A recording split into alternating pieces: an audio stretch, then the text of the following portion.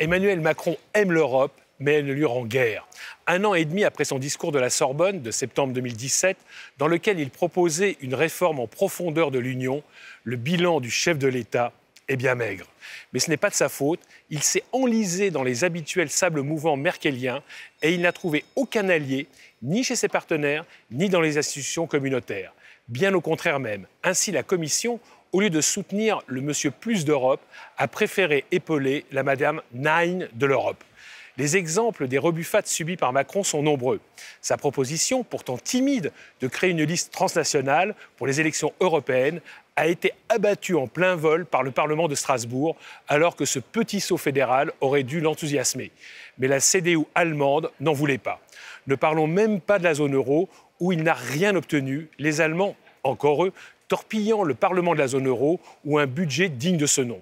Tout comme la taxe GAFA sur les géants du numérique, réduite en lambeaux, là aussi à l'instigation de Berlin.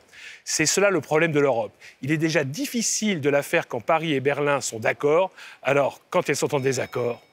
Pourtant, le président de la République a 1000 fois raison de vouloir relancer la machine.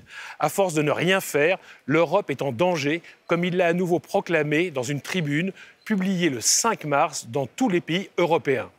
Nous ne pouvons pas être les somnambules d'une Europe amollie, a-t-il joliment écrit, à l'heure où partout le péril démagogue et nationaliste grandit.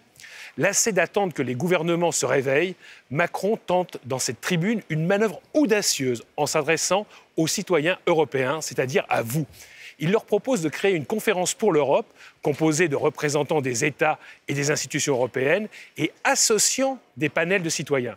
Son idée, passer par-dessus la tête des classes politiques nationales gravement encalminées pour imposer une relance de l'Europe par ses peuples. Reste à savoir si ses partenaires le laisseront faire.